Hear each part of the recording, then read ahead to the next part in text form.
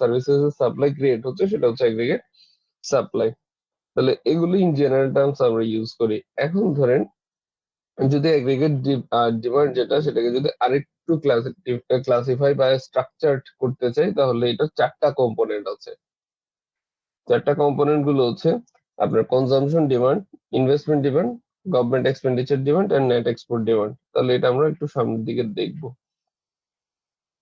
তাহলে দেখেন এখানে কয়েকটা লাইন লেখা আছে, যেমন কি aggregate demand is the total demand for goods and services in an economy, এবং সেখানে লেখা আছে the total amount of money spent on domestic goods and services. তাহলে আমরা আমাদের দেশীয় পণ্যের উপর যে পরিমাণ টাকা খরচ করছি সেটা হচ্ছে এগ্রিগেট ডিমান্ডের একটা অংশ। The total quantity of goods and services consumed in an economy at all possible price levels. তাহলে এই দুই ভাবে আমরা এগ্রিগেট ডিমান্ডটাকে বলতে পারি।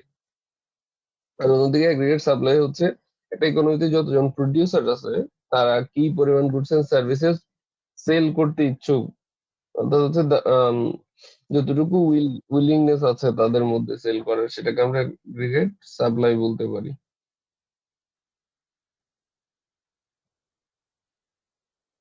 আচ্ছা, এই কার্ভটা দেখেন, এটা ডিমান্ড কার্ভের মতো না দেখতে? আচ্ছা, Yes. ডিমান্ড কার্ভে আমরা কিসের রিলেশন, কোন দুটো ভ্যারিয়েবল রিলেশন পড়েছিলাম মনে আছে? Price and quantity demanded. So এখানে একটু খেয়াল করেন, অ্যাগ্রিগেট ডিমান্ডের ক্ষেত্রেও সেম, যদি প্রাইস বেশি থাকে তাহলে গুডস এন্ড সার্ভিসেস এর যে অ্যাগ্রিগেট ডিমান্ড সেটা কম হবে, আর প্রাইস যদি কম থাকে গুডস এন্ড সার্ভিসেস এর ডিমান্ড বাড়বে। দ্যাটস ওয়াই এটা হচ্ছে ডাউনওয়ার্ড স্লোপিং, কারণ প্রাইস এন্ড অ্যাগ্রিগেট ডিমান্ড হচ্ছে ইনভার্সলি রিলেটেড। এখন ধরেন প্রাইস ছাড়া অন্য কোনো কারণে অ্যাগ্রিগেট ডিমান্ডের কোনো কম্পোনেন্ট যদি চেঞ্জ হয় সেই ক্ষেত্রে অ্যাগ্রিগেট ডিমান্ড কার্ভ শিফট হতে পারে। আমার কথা বুঝতে পেরেছেন?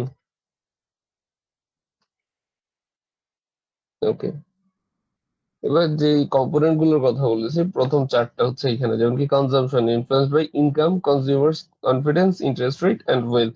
কারণ আপনার কনজাম্পশন, আপনি কতটুকু ভোগ করবেন সেটা ডিপেন্ড করবে কিসের উপর? আপনার ইনকামের উপর, আপনার কনফিডেন্সের উপর, ইন্টারেস্ট রেটের উপর আর ওয়েলথের উপর। এবার আমাকে একটু করে এক্সপ্লেইন করতে পারবেন কেন কোনটার উপর ডিপেন্ড করছে, কিভাবে? না, আপনার ইনকামের উপর কনজাম্পশন কিভাবে ডিপেন্ডেন্ট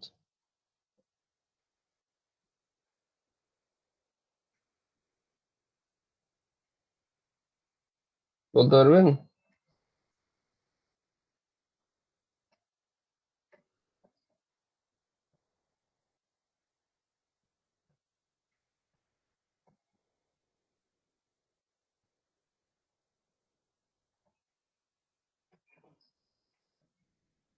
আপনারা আছেন? আচ্ছা, Yes, sir. তাহলে আপনারা বলতে পারবেন না, আমি বলে দিই। বেসিক্যালি হচ্ছে ধরেন আপনার ইনকামের উপর আপনার কনজাম্পশন হচ্ছে পজিটিভলি রিলেটেড। কোন একজন ব্যক্তি যদি ইনকাম বাড়ে তার কনজাম্পশন লেভেলও বাড়তে থাকে। অন্যদিকে হচ্ছে কনজিউমার কনফিডেন্স। এখন কনজিউমার কনফিডেন্স অনেকগুলো জিনিসের উপর ডিপেন্ড করে, যেমন কি ধরেন পলিটিক্যাল হতে পারে, সেটা ফাইন্যান্সিয়াল হতে পারে, ইকোনমিক হতে পারে, অনেক কিছু। কারণ একটা ইকোনমিক যদি মন্দা অবস্থা বা হচ্ছে ডিপ্রেশনের মধ্যে দিয়ে যায় তখন কিন্তু কনজাম্পশন ডিমান্ড কমতে থাকে। ঠিক আছে, ওভারঅল ইকোনমির অবস্থা যদি খারাপ হয়। অন্যদিকে হচ্ছে ইকোনমিতে যদি আপনার পলিটিক্যালি অবস্থাটা ভালো না হয়, ঠিক আছে, তখন কিন্তু কনজিউমার যারা আছে তাদের কনজাম্পশন ডিমান্ড কমে যায়। এরপর হচ্ছে ইন্টারেস্ট রেট। এখন যদি মার্কেটে ইন্টারেস্ট রেট বেশি থাকে তাহলে আপনি করবেন কি, আপনার টাকার বিশাল একটা অংশ সেভ করবেন। তার কথা বুঝতে পারছেন? যদি ইন্টারেস্ট রেট বেশি হয় আপনি করবেন কি, আপনার টাকার একটা বিশাল অংশ সেভ করবেন, যার কারণে আপনার কনজাম্পশন ডিমান্ড কমে যাবে। এবং হচ্ছে ওয়েলথ, যার কাছে ওয়েলথ বেশি আছে তার কিন্তু কনজাম্পশনও বেশি। সেকেন্ড হচ্ছে ইনভেস্টমেন্ট ডিমান্ড। এখন ইনভেস্টমেন্ট ডিমান্ড হচ্ছে ইন্টারেস্ট রেট, ট্যাক্স, তারপর হচ্ছে ক্রেডিট অ্যাভেলেবিলিটি এন্ড হচ্ছে বিজনেস কনফিডেন্স এর উপর ডিপেন্ড করে। ধরেন প্রডিউসার যদি কনফিডেন্ট হয় এবং হচ্ছে অপটিমিস্টিক হয় তখন কিন্তু তারা বিজনেসে ইনভেস্টমেন্ট বাড়ায়, বিজনেসের প্রোডাকশনের আউটপুট গুলো বাড়ানোর চেষ্টা করে, তখন ইনভেস্টমেন্ট বাড়বে। ইন্টারেস্ট রেট বেশি হওয়া মানে তারা যখন ক্রেডিট ক্যারি করবে তখন তার জন্য কস্টিং বেশি পড়বে, এই জন্য ইন্টারেস্ট রেট বেশি থাকা মানে হচ্ছে ইনভেস্টমেন্ট কমবে। অন্যদিকে ইন্টারেস্ট রেট কম থাকা মানে হচ্ছে তারা যদি লোন কালেক্ট করে বা লোন নেয় সেক্ষেত্রে হচ্ছে তাদের কস্টিং কম থাকবে, তখন ইনভেস্টমেন্ট আবার বাড়বে। ট্যাক্সেস, যদি বিজনেসের উপর বা কর্পোরেটের উপর ট্যাক্স বাড়ানো হয় তখন কিন্তু তাদের প্রোডাকশন কমবে এবং হচ্ছে ইনভেস্টমেন্ট কমবে। যদি ট্যাক্সেস কম করা হয় বা ট্যাক্স রেয়াত দেওয়া হয়, কর রেয়াত দেওয়া হয়, তখন কিন্তু তারা বাড়াবে তাদের production and investment. Credit availability বলতে লোনের কথা বলছে। যদি ইকোনমিতে লোনটা অ্যাভেলেবল হয় তাহলে যারা প্রোডিউসার আছে তারা কিন্তু তাদের ইনভেস্টমেন্ট বাড়াবে, বেসিক্যালি লোন নিয়ে তারা তাদের প্রোডাকশনটাকে বাড়াবে। থার্ড কম্পোনেন্ট হচ্ছে government spending. And government spending সরাসরি হচ্ছে গভর্নমেন্টের উপর ডিপেন্ড করে সে কি ধরনের পলিসি নিচ্ছে সেটা। কারণ আমাদের যেমন ডেভেলপিং কান্ট্রি, দ্যাট মিনস হচ্ছে আমাদের সবসময় এক্সপেনশনারি ফিসকাল পলিসিস নেওয়া হয়, অর্থাৎ ইকোনমিকে বড় করার জন্য বা ইকোনমিকে যদি আমরা বাড়ানোর জন্য, এক্সটেন্ড করার জন্য আমরা সাধারণত এক্সপেনশনারি পলিসিস নিই। সেক্ষেত্রে হচ্ছে গভর্নমেন্ট বিভিন্ন ধরনের ইনফ্রাস্ট্রাকচার, তারপর হচ্ছে অন্যান্য জায়গায় খরচ করে, যেটা গভর্নমেন্ট স্পেন্ডিং কে বাড়ায়। 2 নম্বর হচ্ছে পাবলিক ইনভেস্টমেন্ট। গভর্নমেন্ট কিন্তু বিভিন্ন ধরনের সরকারি প্রতিষ্ঠান হতে পারে বা ব্যবস্থাপনায় ইনভেস্ট করে থাকে, সেটার উপরে কিন্তু গভর্নমেন্ট স্পেন্ডিং ডিপেন্ড করে। তারপর হচ্ছে ওয়েলফেয়ার প্রোগ্রাম। গভর্নমেন্ট যদি ওয়েলফেয়ার প্রোগ্রাম রান করে সেক্ষেত্রেও গভর্নমেন্ট স্পেন্ডিং বাড়ে। 4 নম্বর হচ্ছে নেট এক্সপোর্ট। এখন ইম্পোর্ট এক্সপোর্ট সরাসরি হচ্ছে এক্সচেঞ্জ রেটের উপর, অর্থাৎ হচ্ছে টাকার সাথে ডলারের যে এক্সচেঞ্জ রেট সেটার উপর ডিপেন্ড করে। সেকেন্ড হচ্ছে গ্লোবাল ডিমান্ডের উপর ডিপেন্ড করে। থার্ড হচ্ছে ট্রেড পলিসির উপর। কারণ সরকার যদি যারা এক্সপোর্টার আছে তাদেরকে ভর্তুকি দেয়, বিভিন্ন ধরনের ট্যাক্স মওকুফ করে দেয়, তারা কিন্তু এক্সপোর্ট বেশি করবে। অন্যদিকে ইম্পোর্টারদের উপর যদি বিভিন্ন ধরনের ট্যাক্স ইম্পোজ করে দেয়, তাদেরকে কোটা দিয়ে দেয় যে কতটুকু তারা ইম্পোর্ট করতে পারে, সেটার উপর বেস করে তাদের ইম্পোর্টটা কমে যাবে। সেকেন্ড হচ্ছে এক্সচেঞ্জ রেট। ধরেন এখন বাংলাদেশের এক্সচেঞ্জ রেট কেমন? আমাদের টাকা দামি নাকি সস্তা বলতে পারবেন in comparison two US dollar? সস্তা। তাহলে আমাদের টাকা সস্তা মানে হচ্ছে কি, ইউএস ডলার যারা হোল্ড করে তারা কিন্তু বাংলাদেশ থেকে যে কোনো জিনিস সস্তায় কিনতে পারছে। এটাই তো কথা। Exactly sir. হ্যাঁ। তাহলে এই ক্ষেত্রে কি হবে, গ্লোবাল ডিমান্ড বাড়বে, আমাদের এক্সপোর্ট বাড়বে। অন্যদিকে যদি আমাদের টাকার মানটা বেড়ে যায়, উল্টো হয়ে যাবে। তার মানে যারা ডলার পে করছে তারা কিন্তু আমাদের এখান থেকে কম জিনিস কিনতে পারবে, তখন গ্লোবাল ডিমান্ড কমে যাবে। ওকে। 5 নাম্বার হচ্ছে মনিটারি এন্ড ফিসকাল পলিসি। এটা ইন্টারনাল পলিসিস গভর্নমেন্টের উপর ডিপেন্ড করে। ধরেন হচ্ছে ইন্টারেস্ট রেট কে লো, হাই এগুলো কিন্তু গভর্নমেন্ট করতে পারে। বেসিক্যালি হচ্ছে মনিটারি পলিসি থ্রো করে। ঠিক আছে? তো ইন্টারেস্ট রেট যদি বাড়ানো বা কমানো হয় তাহলে কিন্তু এগ্রিগেট ডিমান্ড চেঞ্জ হবে। কিছুক্ষণ আগে আমরা দেখলাম যে ইন্টারেস্ট রেটের উপর কনজাম্পশন আর ইনভেস্টমেন্ট ডিপেন্ড করে। তো আপনার ইন্টারেস্ট রেট যদি কমানো হয়, একদিকে হচ্ছে কনজাম্পশন কি হবে, বাড়বে, অন্যদিকে ইনভেস্টমেন্ট বাড়বে। আচ্ছা, এরপর হচ্ছে কি ট্যাক্স কাট। এখন যদি ট্যাক্স কাট করা হয় তাহলে আপনাদের ডিসপোজেবল ইনকাম বেড়ে যাবে। দ্যাট মিনস হচ্ছে আপনি যা আর্ন করছেন তার বড় একটা অংশ আপনার হাতেই থেকে যাবে, যার কারণে আপনার কনজাম্পশন ডিমান্ড এবং হচ্ছে অন্যান্য যে কর্পোরেটস গুলো আছে তাদের ট্যাক্সও কম হওয়ার জন্য তাদের ইনভেস্টমেন্ট ডিমান্ড বেড়ে যাবে। বুঝতে পারছেন? তাহলে এই যে 5টা কম্পোনেন্ট আমরা পড়লাম এগুলোকে বলা হয় determinants of aggregate demand. Price ছাড়া এই যে কম্পোনেন্ট গুলো দেখছি এগুলো যদি চেঞ্জ হয়, প্রাইস চেঞ্জ না হওয়া ছাড়া, তখন আমাদের এগ্রিগেট ডিমান্ড কার্ভটা শিফট করে। বুঝতে পেরেছেন? আচ্ছা, এই যে এখানে দেখেন, এখানে কি লেখা আছে যে if central bank increases or decreases money supply of its economy it will change the purchasing power of the individual, so do the aggregate demand. আচ্ছা, ধরেন আমি আম, কি বলা যায়, মানি সাপ্লাই বাড়ালাম। মানি সাপ্লাই বলতে ইকোনমিতে কতগুলো টাকা সার্কুলেট হবে তার পরিমাণটা বাড়িয়ে দিলাম, তাহলে কি হবে বলেন দেখি?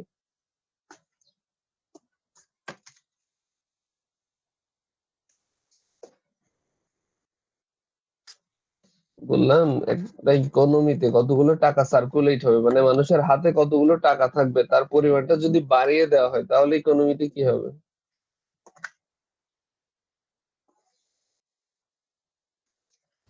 ইনফ্লেশন। ইনফ্লেশন তো হবে, সাথে আর কি হবে?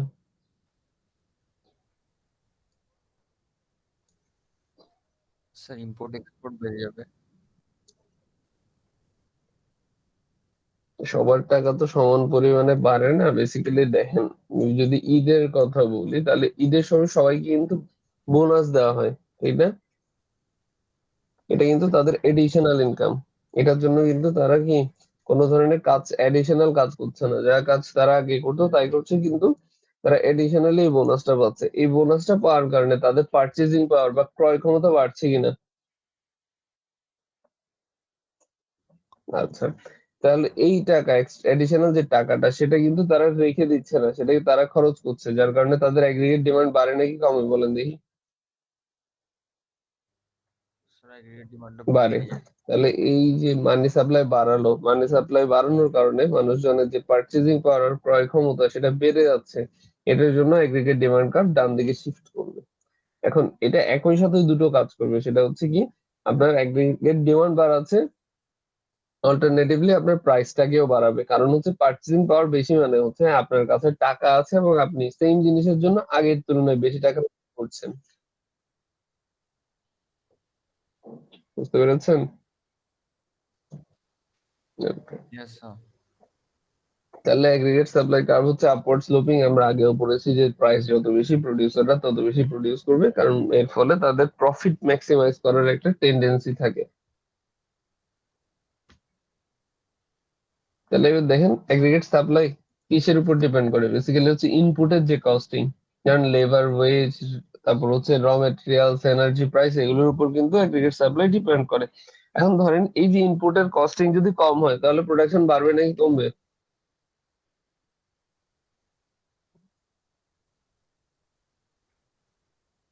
ইনপুট কস্টিং কম হলে কি হবে? প্রোডাকশন বাড়বে নাকি কমবে?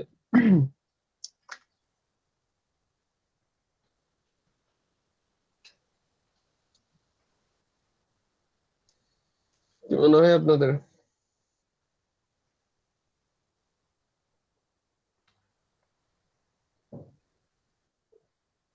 ইনপুটের কস্টিং কম হলে প্রোডাকশন কেন কমবে? ইনপুটের কস্টিং, আপনার লেবার সস্তা, আপনার র মেটেরিয়াল সস্তা, আপনার হচ্ছে এনার্জি সস্তা, প্রোডাকশন বাড়বে। কারণ হচ্ছে কি আপনার কস্ট অফ প্রোডাকশন হচ্ছে অনেক কম, তাহলে আপনি এখন প্রোডাকশন এই সুযোগে প্রোডাকশন বাড়াবেন। সেকেন্ড হচ্ছে টেকনোলজি। যদি আপনার কাছে যে টেকনোলজি আছে তার প্রোডাক্টিভিটি ইমপ্রুভড হয়, ঠিক আছে, আপনার কাছে ইনোভেশন থাকে, তাহলে আপনার প্রোডাকশন বাড়বে নাকি কমবে? যেমন কি চায়নাতে মাস প্রডিউস কেন হয়? কারণ হচ্ছে তাদের টেকনোলজি ভালো, ঠিক আছে। তারপর হচ্ছে লেবার মার্কেট। এখন দেখেন লেবার মার্কেট বলতে যারা কাজ করে তাদের সবার সমন্বিত একটা মার্কেট, ইমাজিনারি মার্কেট কি ধরা হয়। তাহলে দেখেন আপনার এখানে যতজন লেবার আছে, যেমন কি বাংলাদেশের লেবার ফোর্স কত জানেন? কতজন মানুষ লেবার ফোর্সে আছে বা হচ্ছে কাজ করে কর্মক্ষম? না স্যার। অ্যাপ্রক্সিমেটলি হচ্ছে 1/3 অফ আওয়ার পপুলেশন। তার মানে হচ্ছে আনুমানিক 6 কোটি মানুষ কর্মক্ষম। তাহলে এই যে ওয়ার্কফোর্স তার সাইজ, স্কেল আর রেগুলেশনস এর উপর ডিপেন্ড করবে। ধরেন ওয়ার্কফোর্স এর সাইজ বলতে আমাদের 1/3 পপুলেশন হচ্ছে কি কাজ করতে পারে, ঠিক আছে। তাহলে হচ্ছে লেবার ফোর্সে আছে এক। 2 নম্বর তারা যদি স্কিলফুল হয়, এবং 3 নম্বর রেগুলেশন, তার মানে হচ্ছে বিভিন্ন ধরনের অর্গানাইজেশনের থ্রু এই লেবারদের ওয়েজ এবং হচ্ছে অন্যান্য যে ফ্যাসিলিটি সেগুলোকে যদি স্টেবল রাখা যায়, এগুলোর উপর ডিপেন্ড করবে কিন্তু এগ্রিগেট সাপ্লাই। বুঝতে পেরেছেন? Yes sir. ওকে। 4 নম্বর হচ্ছে গভর্নমেন্ট পলিসিস। গভর্নমেন্টে কিন্তু বিভিন্ন পলিসিস এর উপরও প্রোডাকশন ডিপেন্ড করে, যেমন কি corporate tax, corporate subsidies, business regulations, এগুলোর উপর। কর্পোরেট ট্যাক্স এর হার যদি বেশি হয় তাহলে যারা প্রোডিউসার আছে তারা নিশ্চয়ই কম প্রোডিউস করবে, কারণ বেশি প্রফিট করে তো তাদের কোনো লাভ হচ্ছে না, বিশাল অংশ গভর্নমেন্ট নিয়ে যাচ্ছে, সেটাই স্যার। ঠিক আছে।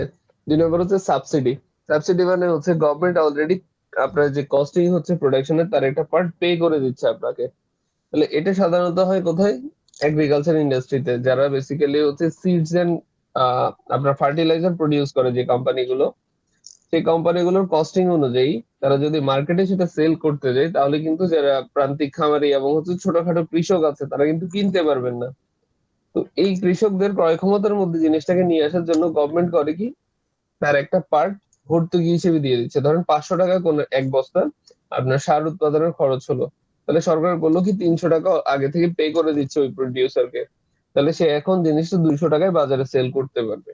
যার কারণে যারা কৃষক আছে তারা কিন্তু তাদের ক্রয় ক্ষমতার মধ্যেই সার ক্রয় করতে পারছেন। তাহলে এটা হচ্ছে সাবসিডি। 3 নম্বর হচ্ছে বিজনেস রেগুলেশন। বিজনেস গুলো রান করার জন্য কিন্তু বিভিন্ন ধরনের আপনার কি বলে আইন কানুন আছে, নিয়ম কানুন আছে।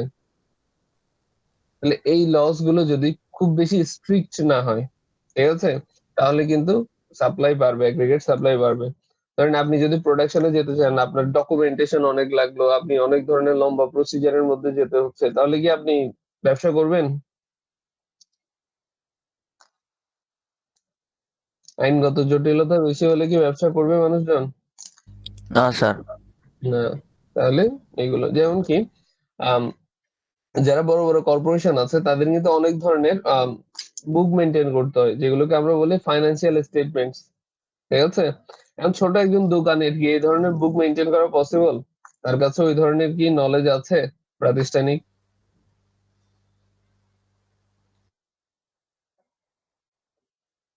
তাহলে তাকে যদি বলা হয় যে আপনার এই ধরনের বুক মেনটেন করতে হবে, তাহলে সে এই রেগুলেশনের প্যারাতেই তো কাজ করবে না।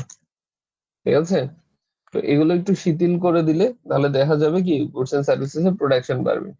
এরপর হচ্ছে 5 নাম্বার ন্যাচারাল ফ্যাক্টরস। তাহলে climate, natural disaster and resource অ্যাভেলেবিলিটির উপর কিন্তু এগ্রিগেট সাপ্লাই বাড়বে। যেমন কি আপনাদেরকে বলেছিলাম যে শীতকাল যখন আসে তখন কিন্তু আমাদের যে অ্যাটমসফিয়ার থাকে বা এনভায়রনমেন্ট থাকে সেটা কিন্তু এগ্রিকালচারের জন্য ফেভারেবল থাকে। দ্যাটস ওয়াই আমাদের যে সবজির উৎপাদন সেটা কিন্তু শীতকালে সবচেয়ে বেশি থাকে এবং সবজির দাম থাকে সব থেকে কম।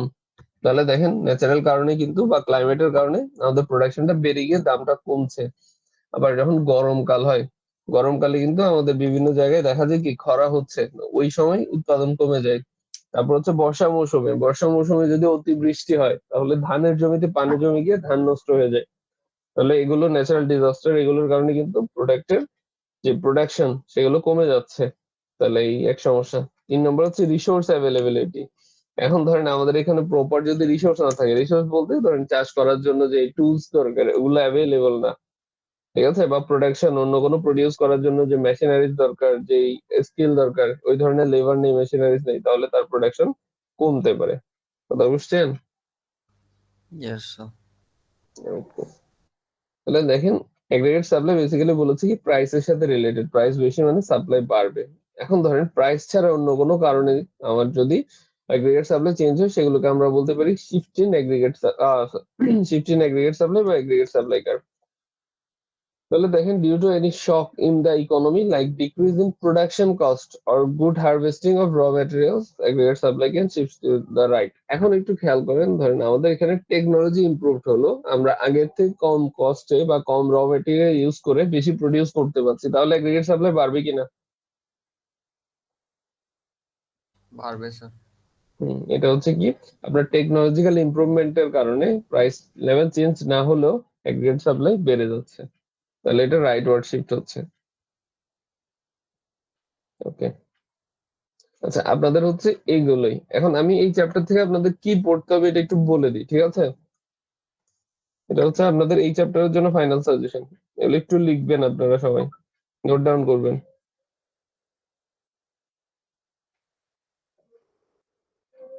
সবাই খাতা কলম নিয়েছেন? জি স্যার। ওকে। আচ্ছা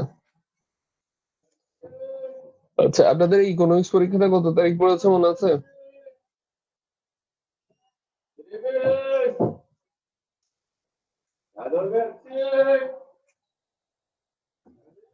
আমাকে একটু জানাবেন এটা কখন পড়েছে। স্যার আচ্ছা 20 তারিখ। আচ্ছা, 20 তারিখ না, নেক্সট মান্থের। ওকে। আচ্ছা, তাহলে এখানে হচ্ছে আপনাদের প্রথম ন্যাশনাল ইনকামের যে ডেফিনেশন, ন্যাশনাল ইনকামের ডেফিনেশন, তারপর হচ্ছে জিডিপির ডেফিনেশন, জিএনপির ডেফিনেশন পড়বেন।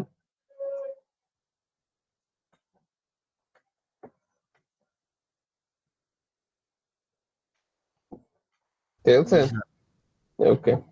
এরপর হচ্ছে জিডিপির কম্পোনেন্ট গুলো পড়বেন, যে 4টা কম্পোনেন্ট নিয়ে জিডিপি। ঠিক আছে, এই কম্পোনেন্ট গুলো পড়বেন, এই যে কম্পোনেন্টস অফ জিডিপি। আচ্ছা, জিএনপি লাগবে না। আপনারা পার্সোনাল ইনকামের ডিসপোজেবল ইনকামের মধ্যে কিভাবে পার্থক্য, ঠিক আছে, সেটা একটু পড়বেন, কিভাবে পার্থক্য করা যায় এই দুটোকে, জি স্যার। এবং তাদের ডেফিনেশন, মানে ডিসপোজেবল ইনকাম কাকে বলে আর পার্সোনাল ইনকাম কাকে বলে, এটা একটু পড়ে নেবেন। ওকে। ন্যাশনাল ইনকামের যে মেজারমেন্ট সেগুলো পড়বেন, সেগুলোর মধ্যে হচ্ছে ইনকাম মেথডটা একটু ভালো করে পড়বেন। মেজারমেন্ট অফ ন্যাশনাল ইনকামের মধ্যে ইনকাম মেথড যেটা আছে সেটা একটু ভালো করে দেখবেন, যেহেতু এখানে ডিটেলড নাম্বারটা। আছে। হ্যাঁ, সেকেন্ড ওয়ান। আচ্ছা আচ্ছা। ওকে। এই যে এখান থেকে হচ্ছে আপনাদের ইনকাম মেথড এখানে সুন্দর করে ক্লাসিফাই করা আছে। ওকে।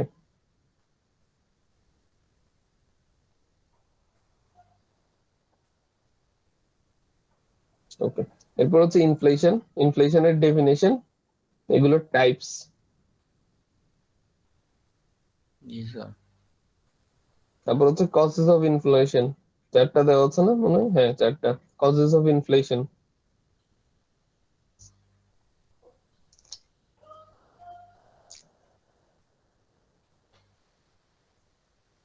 Yes okay, sir. মাল্টিপ্লায়ার থেকে পড়বেন কি, মাল্টিপ্লায়ার ইফেক্ট, মাল্টিপ্লায়ার কিভাবে কাজ করে, এবং হচ্ছে ইকোনমি কিভাবে ইকুইলিব্রিয়ামে যায়। এটা আনইনটেন্ডেড ইনভেন্টরির কারণে ইকোনমি কিভাবে ইকুইলিব্রিয়ামের দিকে যায়, সেই এক্সপ্লেনেশনটা।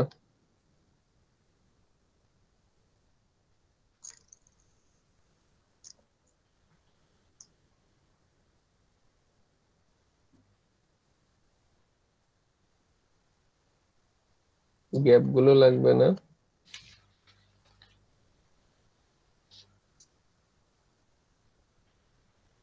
ওকে, আনএমপ্লয়মেন্ট, লেবার ফোর্স। আচ্ছা, লেবার ফোর্সের জন্য আপনাদের লাগবে হচ্ছে ডেফিনেশন।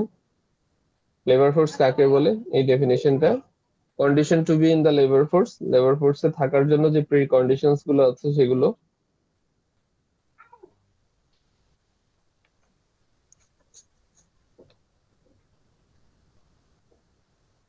তারপর হচ্ছে টাইপস অফ আনএমপ্লয়মেন্ট।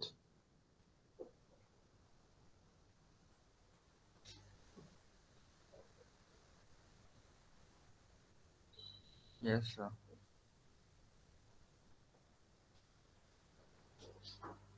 ওকে, তারপর স্টেগফ্লেশন পড়বেন।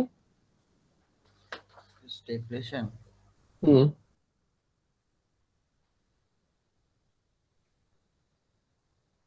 তো ওটা কি ডেফিনিশন নাকি স্যার পুরোটা? হ্যাঁ, স্টেগফ্লেশনের ডেফিনেশনটা বলুন। এই যে ইন্ট্রোডাকশনে লেখা আছে না, stagflation is an economic cycle characterised by slow growth and high unemployment rate accompanied by inflation। এইটা হচ্ছে স্ট্যাগফ্লেশনের ডেফিনেশন।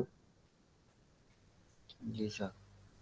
ওকে, তাহলে এই চ্যাপ্টারের জন্য এতটুকু হচ্ছে। আচ্ছা, আর আছে aggregate demand and supply. Aggregate demand and supply এর মধ্যে হচ্ছে জাস্ট ডেফিনেশন, আর হচ্ছে আপনি ওই ডিটারমিনেন্টস এইগুলো পড়বেন।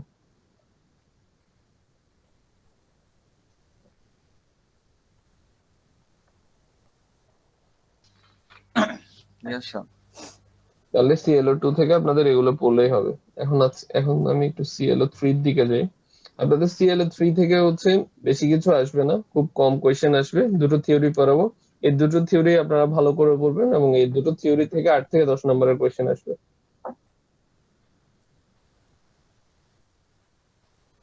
স্যার ক্লাস কি আরো নেবেন? হ্যাঁ, আরো নিব, এখনই নিচ্ছি আর কি, আজকে লাস্ট ক্লাস। আরেকটা হচ্ছে আপনাদের পরীক্ষার আগে হয়তো একটা ক্লাস নিয়ে আপনাদেরকে যে সাজেশন গুলো দিব আপনাদের, বা প্রবলেম থাকলে কোনো, সেটা ডিসকাস করে দেবো, এই আর কি। ঠিক আছে। ওকে, সো আমরা হচ্ছে আজকে দুটো থিওরি পড়বো। একটাকে বলা হয়, এগুলো হচ্ছে ইন্টারন্যাশনাল ট্রেড থিওরি, মানে দুটো কান্ট্রি কিভাবে নিজেদের মধ্যে বিনিময় করবে, পণ্য বিনিময় করবে বা ইম্পোর্ট এক্সপোর্ট করবে, এবং সেখান থেকে সে বেনিফিটেড হবে, সেরকম দুটো থিওরি। একটা নাম হচ্ছে ল অফ অ্যাবসোলিউট অ্যাডভান্টেজ, আর একটা নাম হচ্ছে law of comparative advantage. Basically law of absolute advantage যেটা, সেটা হচ্ছে অ্যাডাম স্মিথ নামের একজন ক্লাসিক্যাল ইকোনমিস্ট দিয়েছেন। তাহলে এই থিওরিটা আমরা একটু পড়ি। এখানে আমি অনেকগুলো ডিটেলস লিখেছি, আমি আপনাদেরকে শর্টকাটে বলছি, আপনারা একটু নিজেরা পড়ে নেবেন পুরো জিনিসটা। তাহলে দেখেন, ধরেন দুটো country same goods and services produce করে। সাপোজ হচ্ছে দুটো গুডস দুটো কান্ট্রি প্রডিউস করে, বাট দুটোর ক্ষেত্রে তাদের যে এফিসিয়েন্সি সেটা কিন্তু ডিফারেন্ট হবে। কারণ একটা গুডস এর ক্ষেত্রে একটা কান্ট্রি খুব বেশি এফিসিয়েন্ট, সে কম লেবার ইনপুট দিয়ে বেশি প্রডিউস করতে পারে। সিমিলার সিনারিও হচ্ছে আরেকটা কান্ট্রির ক্ষেত্রে। এখন একটু আমরা যাই একটা এক্সাম্পলের দিকে, একটু খেয়াল করেন। এখানে আমরা দুটো কান্ট্রিকে নিচ্ছি, একটা হচ্ছে ইউএস আর একটা হচ্ছে ইউকে। এই যে মডেলটা, এটাকে বলা হয় সিঙ্গেল ফ্যাক্টর মডেল। কারণ এখানে শুধুমাত্র আমরা লেবারকে হিসেব করব, যে লেবার ইউজ করে আমরা কতটুকু প্রডিউস করতে পারছি। তাহলে দুটো কান্ট্রি কিন্তু দুটো গুডস প্রডিউস করে, একটাকে বলা হচ্ছে হুইট আর একটা হচ্ছে ক্লথ। তার মানে হচ্ছে তারা গম এবং কাপড় উৎপাদন করে। একটু দেখেন ইউএস এর দিকে তাকালে দেখবেন যে প্রতি ঘন্টা লেবার ইউজ করে 6 ইউনিট হুইট এবং হচ্ছে 4 ইউনিট কি ক্লথ উৎপাদন করতে পারে। অন্যদিকে ইউকে করতে পারে কি, 1 ইউনিট হুইট আর হচ্ছে 5 ইউনিট ক্লথ। এবার বলেন এখানে কে কোন দিক থেকে এফিসিয়েন্ট?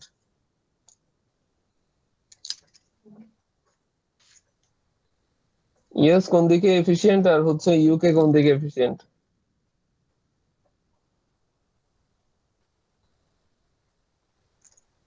স্যার স্ক্রিনে তো কিছু দেখা যাচ্ছে না। কি বলেন? স্যার স্ক্রিন শেয়ারিং বন্ধ হয়ে গেছে মনে হয়। আচ্ছা দাঁড়ান।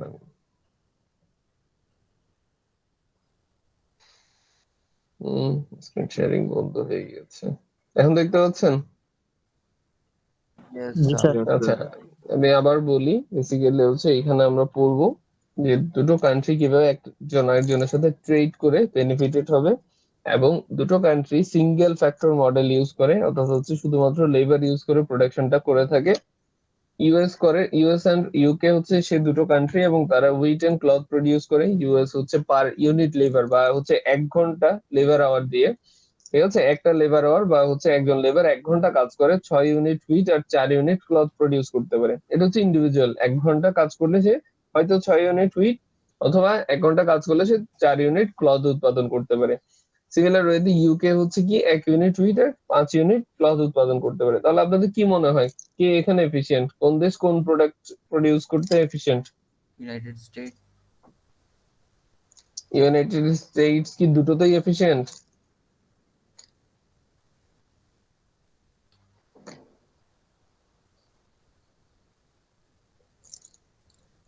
দেখেন, ইউনাইটেড স্টেটস কিন্তু যদি হুইটের কম্প্যারিজন করি, তাহলে হুইটের দিক থেকে কিন্তু ইউএস হচ্ছে কি এফিশিয়েন্ট। কারণ কি, ইউএস 6 ইউনিট কি প্রডিউস করতে পারে, হুইট প্রডিউস করতে পারে। অন্যদিকে ইউকে করতে পারে কত? 1 ইউনিট প্রতি ঘন্টায়, ঠিক আছে। তাহলে এই দুটোর দিক থেকে হচ্ছে কি ইউএস এফিশিয়েন্ট। অন্যদিকে ক্লথের দিক থেকে হচ্ছে ইউকে এফিশিয়েন্ট, কারণ ইউএস করতে পারে 4 ইউনিট, ইউকে করতে পারে 5 ইউনিট। এখন ধরেন যে যেটাতে স্পেশালাইজড বা যার কাছে যেটাতে অ্যাডভান্টেজ আছে, সে যদি সেটা প্রডিউস করে এবং হচ্ছে সামনের জনের সাথে সেটা ট্রেড করে, তাহলে তাদের কি লাভবান হবে না তারা? Exactly, sir. আচ্ছা, তাহলে একটু আমি 1 মিনিট আসছি।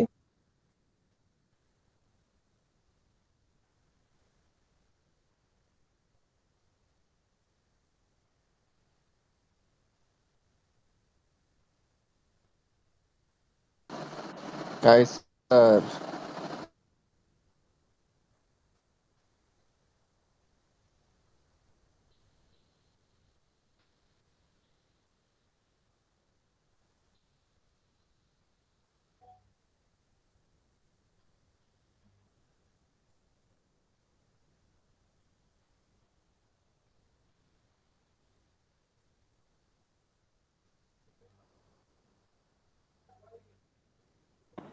কিরেন আপনি গাইসের ছুটকে ঘুম ঘুম ঘুম না, আমি বেয়াদব। আরে কিরে তোর ডিম কথা ডিম জিজ্ঞেস করে ডিম না, কাইসারের কথা জিজ্ঞেস করতেছে যে। আল্লাহ কি রে, এই যে নিশ্চিত ঘুম ছিল। হ্যাঁ এটাই কোনো ঘুম ছিলাম না আমি, ঘুম তো ভাঙছে সাউন্ড একটু চেঞ্জ। তুই কেন গাড়িতে। কথা এই তো বলতেছিস? আমরা কাইসারকে এই তো তোর কাইসারকে ঘুম ভাঙছে বুঝতেছি আর কি বেশি। আমাদের ভয়েস শুনে। আমি এক দিকটা গাড়ি, ডিম ডিম হ্যাঁ, এই যে মনে করে সিটিরে ডাকছে, বুঝছে সিটি নাম মারি উঠছে। আমি 11টায় উঠছি, অ্যালার্ম দিছি আমি, হ্যাঁ বরাবর 11টায় জয়েন দিছি। তুমি গ্রুপ মেসেজ দেখো, তুমি আবার দেখছি ভালো দেখছি ছিলি আর। ঘুমাচ্ছ। তুমি দেখছি। মারি ঘুমাচ্ছ। কাইসার কি ঘুমের থেকে উঠে কথা বলতেছে আবার? ওকে, তো আমরা শুরু করি। ভালোই যাও। আচ্ছা, তাহলে পরে আসি।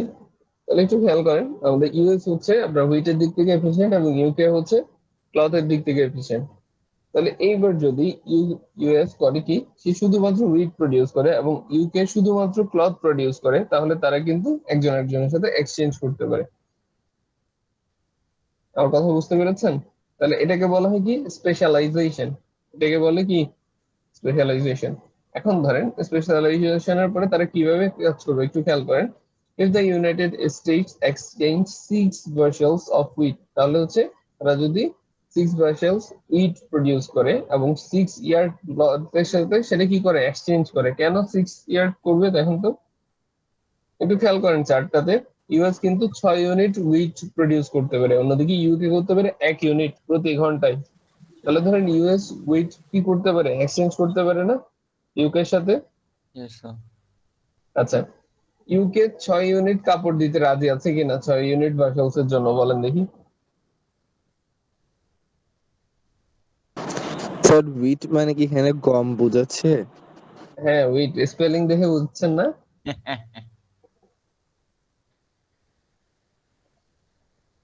মানে আপনারা কি ভাবছেন? আমাকে একটু বলবেন? না না স্যার, মানে হচ্ছে ঘুমাতে উঠছে তো স্যার, মাত্র চোখে ঝাপসা দেখতেছি স্যার। সরি। আচ্ছা, উইট মানে হচ্ছে গমই বোঝাচ্ছে। আর ওইটা অন্য জিনিস, ঠিক আছে? যেটা আপনি বুঝছেন ঘুমের মধ্যে, এটা অন্য জিনিস।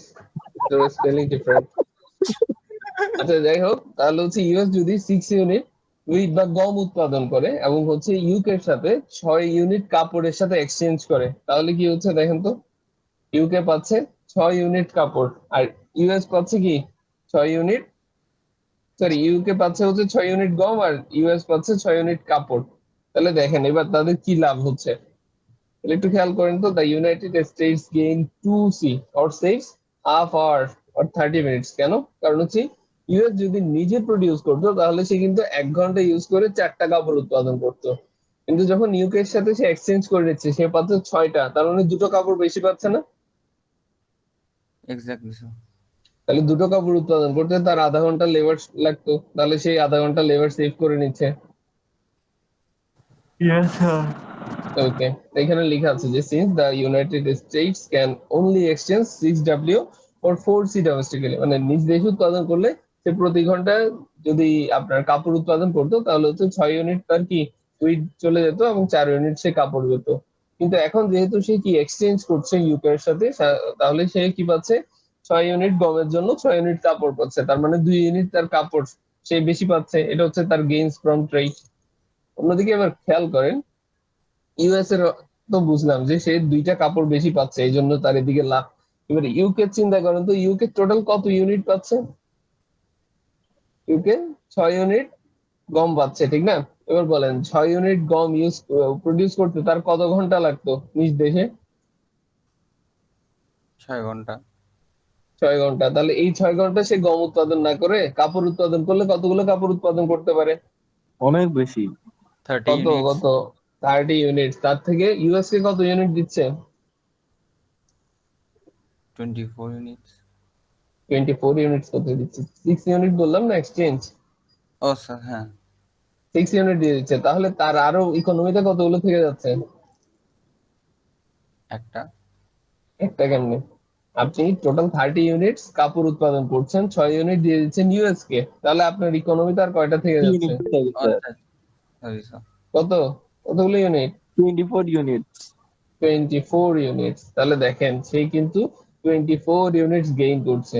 তাহলে এখানে মোটামুটি দেখা যাচ্ছে কি, যে 6 ইউনিট যখন কাপড়ের সাথে ওয়েট এক্সচেঞ্জ করছে, সে কিন্তু ওই লেবার গুলি ইউজ করে, মানে যতটুকু লেবার তার বেঁচে যাচ্ছে ওই লেবার ইউজ করে কিন্তু এডিশনাল আর 24 ইউনিট ক্লথ সে প্রডিউস করতে পারে। তাহলে এটা হচ্ছে গেইনস ফ্রম ট্রেড। আর কথা বুঝতে পেরেছেন? Yes sir. তার মানে এখানে কাদের কত গেইন হচ্ছে? ইউএস গেইন করছে কি, সে এডিশনালি 2টো কি পাচ্ছে, ক্লথ পাচ্ছে। আর ইউকে পাচ্ছে কত? 24 ইউনিট ক্লথ। বুঝতে পেরেছেন?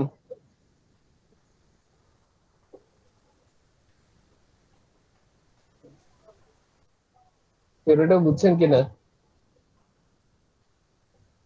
জি স্যার। বুঝে থাকলে তো ভালো কথা।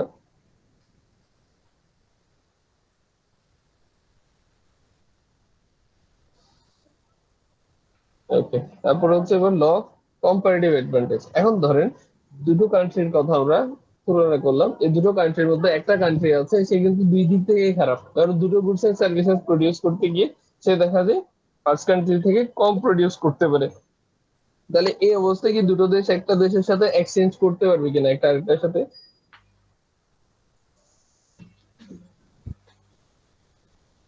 এক্সাম্পলটা দেখেন।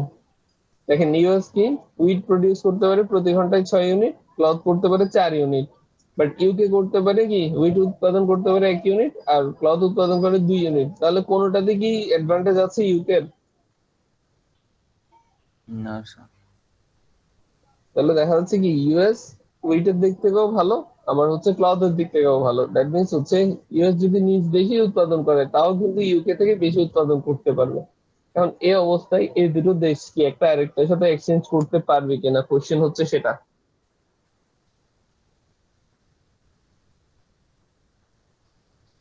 Not exactly sir, not import করতে এক্স্যাক্টলি। পারবে স্যার।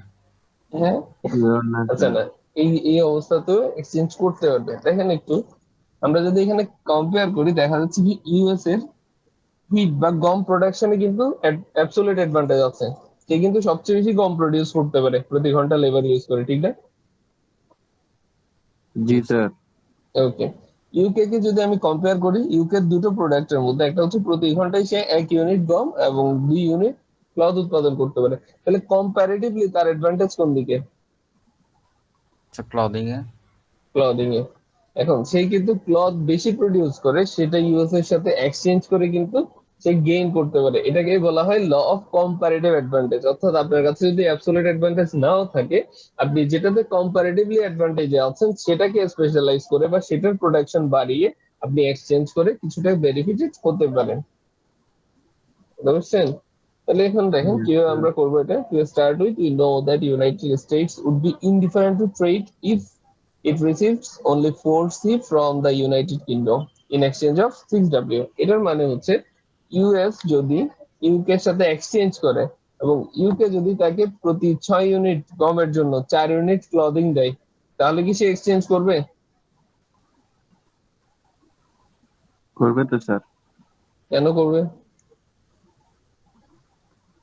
ধরেন ইউকে করলো কি, ইউকে তার থেকে 6 ইউনিট কি নিল, গম নিল, তার বিপরীতে তাকে কি করলো, 4 ইউনিট কাপড় দিল। এটা দেখি সে এক্সচেঞ্জ করবে কিনা?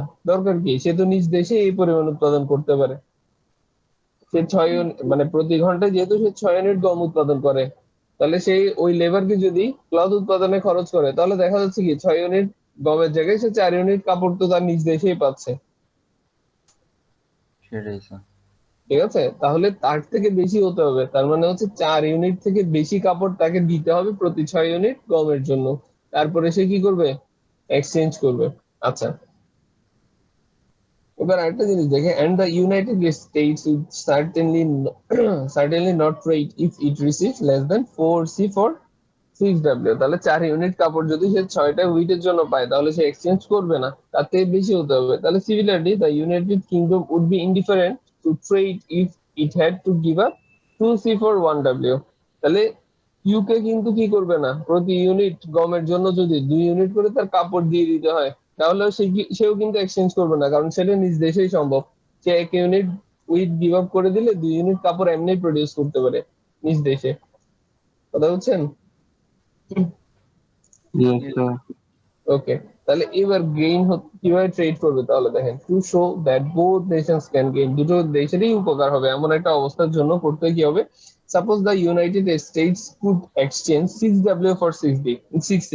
তাহলে ইউএস করবে কি, 6টা উইট দিবে কাকে, ইউকে কে, এবং তার এগেইনস্টে 6টা কি পাবে, ক্লদিং পাবে। কার থেকে? ইউকে ইউকে থেকে। ওকে, তাহলে একটু খেয়াল করেন তো, the United States would then gain 2C না? তাহলে দুইটা ক্লথ বেশি পাচ্ছে কিনা ইউএস? জি স্যার। যেহেতু নিজ দেশে এসে গিয়ে 6টা ডাব্লিউ এর জায়গায় 4টা ক্লথ উৎপাদন করতে পারতো।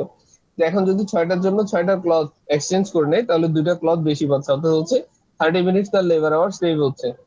এক number, since United states would only exchange 6W for 4C domestically, কারণ হচ্ছে ডোমেস্টিক্যালি সে কি 6টা ওয়েটের জায়গায় 4টা ক্লথ প্রডিউস করতে পারে। এবার দেখুন ইউকে এর কি গেইন হচ্ছে, note that the 6W that the United Kingdom receives from United States would require 6 hours to produce। কারণ কি, ইউকে তে প্রতি ঘন্টায় 1 ইউনিট গম উৎপাদন হতে পারে। তাহলে 6টা ইউনিট সে গম পেলো, ঠিক আছে, তাহলে তার 6 ঘন্টা সমপরিমাণ গম পেলো। এই 6 ঘন্টা সে কতগুলো কাপড় উৎপাদন করতে পারবে?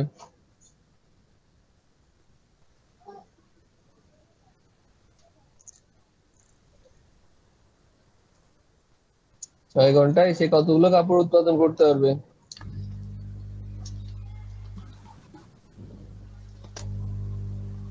ইউকে প্রতি ঘন্টায় কতগুলো কাপড় উৎপাদন করতে পারে? স্যার 2টা, তাহলে স্যার 12টা। 2টা, তাহলে 12টা প্রডিউস করতে পারবে। দ্যাট মিন্স হচ্ছে এখানে দেওয়া আছে যে 6 hours to produce 12C। And give up only 6C। ঠিক আছে, সে কিন্তু 12টা কাপড় উৎপাদন করতে পারবে, কিন্তু সে দিচ্ছে কতগুলো? 6টা। তাহলে আরো 6টা কাপড় তার গেইন হচ্ছে না, এক্সট্রা প্রডিউস করতে পারছে না? জি স্যার। তাহলে এটাই হচ্ছে তার gain. Thus the United Kingdom would gain 6C or save 3 hours of labour time. তাহলে 6টা বেশি কাপড় উৎপাদন করতে পারবে, অর্থাৎ 3 ঘন্টা লেবার টাইম সে সেভ করতে পারবে। Once again, the fact that the United Kingdom gains more from trade than the United States is not important at this point. কারণ আমরা দেখতে পাচ্ছি এখানে কি হচ্ছে, কার বেশি গেইন হচ্ছে? যার অ্যাডভান্টেজ কম ছিল। ইউনাইটেড ইউকে ছিল কম এফিশিয়েন্ট, কিন্তু সে বেশি গেইন করছে। কিন্তু এটা আমাদের এখানে কনসিডার করার কিছু নেই। এখানে কে বেশি গেইন করছে, কে কম গেইন করবে, এটা কিন্তু ম্যাটার করে না। ম্যাটার করে শুধুমাত্র কি গেইন করাটা, দুজনেই কি হবে? বেনিফিটেড হবে। এটা বুঝতে পারছেন? নম্বর টুডে। নম্বর টুডে আপনারা তো এখন একটা ক্লাসও করলেন না। জি স্যার। কি বললেন স্যার? আমি স্যার সকালবেলা হওয়াতে স্যার আপনাদের তো প্যারা একটা দিয়ে মিটিং এ ফেলেছে। শেষ হয়নি। স্যার আরো একটা করাবেন? না, আজকে আর করাবো না, একটাই করাবো আর কি। ও, না স্যার, বলতেছিলাম যে স্যার সকালবেলা হওয়াতে স্যার বেশি পেইন হয়ে গেছে।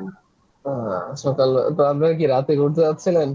ইয়েস স্যার, রাতেরটা বেশি কমফোর্টেবল স্যার। আচ্ছা এক্স্যাক্টলি। থাক, নেক্সট আরেকটা ক্লাস রাতে দিও যান। Thank you sir. Thank you sir. Okay, এখন আবার জয়েন করে উঠছি।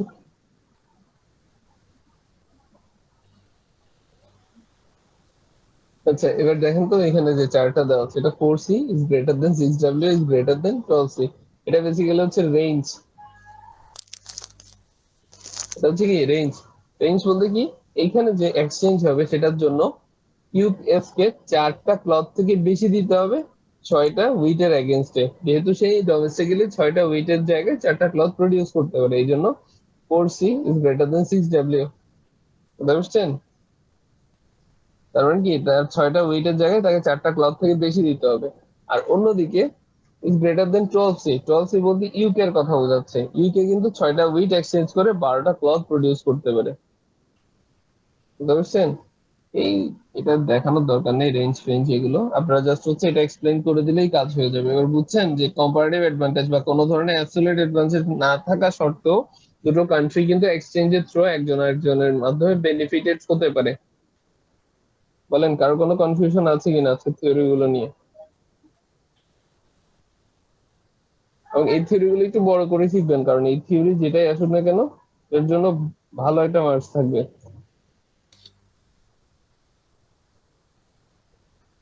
বুঝছেন? এবার বলেন আপনাদের কোনো কোয়েশ্চেন থাকবে। আর আপনাদের CLO1 যেটা মানে হচ্ছে মাইক্রো ইকোনমিক্স, এটার উপর কি আমি দিয়ে দিব? আপনাদের সাজেশন আজকে দিয়ে দিব না পরে দিব? স্যার দিলে তো ভালো হয়। দিয়ে দেন স্যার। আচ্ছা, দিয়ে দিচ্ছি। তখন ফাইনাল সাজেশন দিব, প্লাস হচ্ছে আপনাদের কোনো প্রবলেম ওর ডাউট থাকলে আমি এটা সলভ করে দেবো। ঠিক আছে? ওই ক্লাসটা বেসিক্যালি হবে যখন আপনারা সবাই প্রিপারেশন কমপ্লিট করে ফেলবেন তখন, কারণ আপনারা না পড়লে তো প্রবলেম ক্রিয়েট হবে না। আপনারা এটার জি মোটামুটি স্যার। একটা প্রিপারেশন নিয়ে যখন প্রবলেম পেয়ে যাবেন, প্রবলেম অ্যারাইজ হলে তখন আমি ক্লাস নিয়ে আপনাদের প্রবলেমটা সলভ করে দেবো। স্যার রমজানের পরে কি আবার ক্লাস হবে? না, আপনাদের রমজানের পরে তো ক্লাস হওয়ার কোনো সুযোগ নেই, আপনাদের ক্লাস সাসপেন্ড না। কি বলেন স্যার? আপনাদের কি ক্লাস হবে বলেছে? রমজানের পর পরীক্ষা না? আপনাদের তো 10 তারিখ থেকে পরীক্ষা শুরু হয়ে যাচ্ছে, আপনারা ক্লাস কখন করবেন? জি স্যার, ওইটাই। আর আপনাদের কি ইউনিভার্সিটি এমন কোনো নোটিশ দিয়েছে? No sir. হ্যাঁ স্যার, তাহলে এমনি ক্লাস দিয়ে- হবে না, আপনাদের সরাসরি হচ্ছে এক্সাম হবে। তো আপনাদের কাজ হচ্ছে ডিউরিং দ্য রমজান আপনারা করবেন আপনাদের সবগুলো নোটস থেকে শুরু করে যা করার এই সাবজেক্টের জন্য এগুলো করবেন। কোনো প্রবলেম থাকলে আমাকে বলবেন, ওগুলো সবগুলো প্রবলেম একসাথে করে আমি একদিন একটা ক্লাস নিয়ে নেব। ঠিক আছে? এখন যদি আপনারা চান আমি আপনাদের ওই CL1 থেকে, যেখান থেকে মোটামুটি সবচেয়ে বেশি কোয়েশ্চেন হবে, ঠিক আছে, 60% কোয়েশ্চেন ওখান থেকেই হবে, তার সাজেশন আমি দিতে পারি। স্যার দিয়ে দেন স্যার। দিয়ে দেন স্যার। স্যার আজকে স্লাইডগুলো দিলে ভালো হয়। হ্যাঁ, আজকে স্লাইড আমি প্রোভাইড করবো, দুটোই দিয়ে দিব। Okay sir, thank you. Most welcome.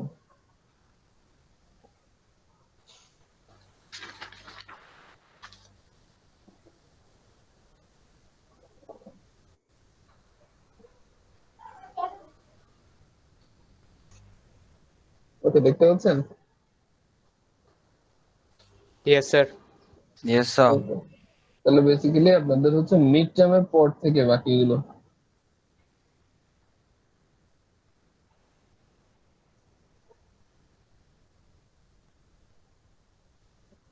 ঠিক আছে, তো আপনাদের মিড টার্ম পর্যন্ত ছিল সম্ভবত এগুলোই, কনজিউমার সারপ্লাস, বাজেট লাইন। আমাদের মিড টার্মের পরে শুরু হচ্ছিল কি প্রোডাকশন থিওরি, ঠিক না? এই যে রিটার্নস টু স্কেল। আচ্ছা, আপনাদের রিটার্নস টু স্কেলও পড়তে হবে না, এটা বাদ দিয়ে দিচ্ছি। থিওরি অফ কস্ট থেকে আপনারা পড়বেন। থিওরি অফ কস্টের মধ্যে হচ্ছে আপনার যে কস্ট ফাংশনের মধ্যে total cost, fixed cost, variable cost এগুলো এবং এগুলো ডেফিনেশন এন্ড রিলেশন পড়বেন। ঠিক আছে, তারপর হচ্ছে শর্ট রান আর লং রান ফাংশনের মধ্যে পার্থক্য, অ্যাভারেজ কস্ট এবং হচ্ছে এভিসি, অ্যাভারেজ ভ্যারিয়েবল কস্ট আর অ্যাভারেজ ফিক্সড কস্টের যে সেই এবং সেগুলো কেমন দেখতে হয়, কোনটা ডিক্রিজিং হয় কোনটা ইনক্রিজিং হয় ওগুলো একটু পড়বেন। এবং short run average cost curve কেন ইউ শেপড হয়, মোস্ট ইম্পর্টেন্ট, এটা পড়বেন।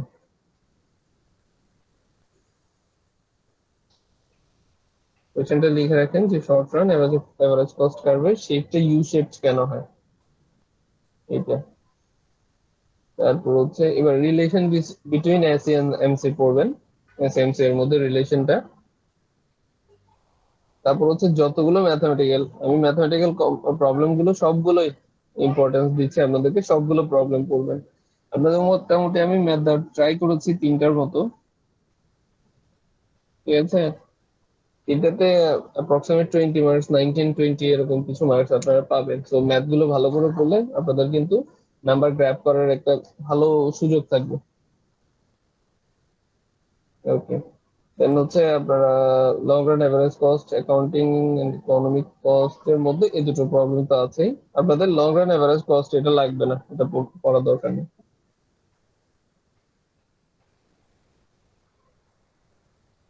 আচ্ছা, তারপর হচ্ছে ম্যাথমেটিক্যাল সবগুলোই পড়বেন। এটা হচ্ছে পারফেক্ট কম্পিটিশন এর মধ্যে হচ্ছে তার ডেফিনিশন আর হচ্ছে প্রপার্টিজ, এই দুটো পড়বেন। তারপর হচ্ছে শর্ট রান ইকুইলিব্রিয়ামের জন্য শর্ত। আপনাদের যে কোনো জায়গায় যদি ম্যাথ আসে বা হচ্ছে থিওরি আসে, শর্ট রান লং রান যাই হোক, এটা এমসি আপনার হচ্ছে মনোপলি হোক বা পারফেক্ট কম্পিটিশন, আপনারা করবেন কি শর্তগুলো মাস্ট লিখবেন। ঠিক আছে, তাহলে শর্ট রান ইকুইলিব্রিয়ামের এই শর্ত দুটো এবং হচ্ছে 3টে ইকুইলিব্রিয়াম, এই 3টে ইকুইলিব্রিয়াম পড়বেন। তারপর হচ্ছে শাটডাউন পয়েন্ট পড়বেন এবং হচ্ছে ম্যাথ গুলো করবেন। ঠিক আছে, সাপ্লাই কার্ভ দরকার নেই, লং রান ইকুইলিব্রিয়ামটা মাস্ট করবেন। ক্লিয়ার? আপনারা কি এগুলো লিখতে পারছেন বা লিখছেন? Yes sir. ওকে, দেন হচ্ছে মনোপলি থেকে সিমিলারিটি আপনারা ডেফিনিশন এন্ড প্রপার্টিজ গুলো পড়বেন। মনোপলির মধ্যে এই পার্টটা পড়বেন যে মনোপলি ডিমান্ড বা এভারেজ রেভিনিউ আর মার্জিনাল রেভিনিউর মধ্যে যে রিলেশন, যে একটা কোয়েশ্চেন ছিল টোয়াইস, আপনার এভারেজ রেভিনিউ কার্ভটা মার্জিনাল রেভিনিউ কার্ভের যে স্লোপ সেটা এভারেজ রেভিনিউ থেকে দ্বিগুণ বা টোয়াইস হচ্ছে, এই জিনিসটার এক্সপ্লেনেশন পড়বেন। সেটা হচ্ছে এখান থেকে শুরু হয়ে এই কার্ভ পর্যন্ত। তারপর হচ্ছে ইকুইলিব্রিয়াম গুলো দেখবেন, শর্ট রানের 3টা ইকুইলিব্রিয়াম।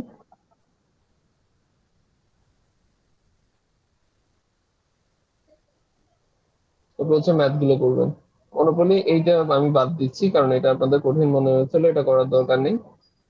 মনোপলি লং রান ইকুইলিব্রিয়ামটা পড়বেন, এখানে দুটো আছে, একটা হচ্ছে অপটিমাম একটা নন অপটিমাম, দুটোই পড়বেন।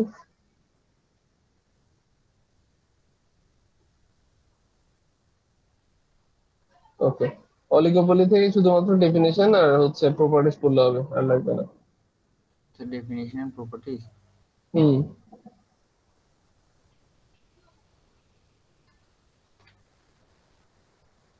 মোটামুটি হচ্ছে এগুলো পড়লে আশা করি আপনাদের পরীক্ষা কমন চলে আসে।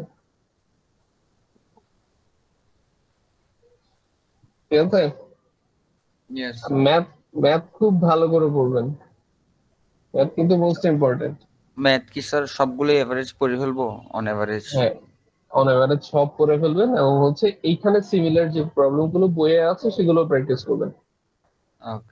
আমি যেগুলো করাইনি ওগুলো দরকার নেই, মানে যেগুলো আমি করেছি এবং তার সাথে রিলেটেড প্রবলেম গুলো আছে বা সিমিলার প্রবলেম ওগুলো বই থেকে করবেন।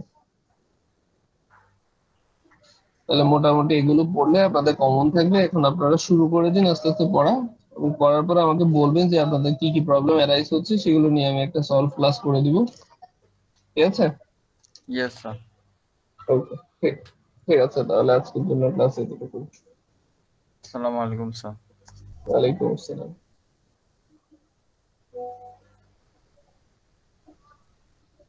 আর আপনাদের রোল গুলো একটু গ্রুপে দিয়ে দিন। জি স্যার। ইনশাআল্লাহ। ওকে, ঠিক আছে। আপনার টোটাল কতজন অ্যাটেন্ড আছেন? 22 অ্যাটেন্ড। ওকে, ঠিক আছে।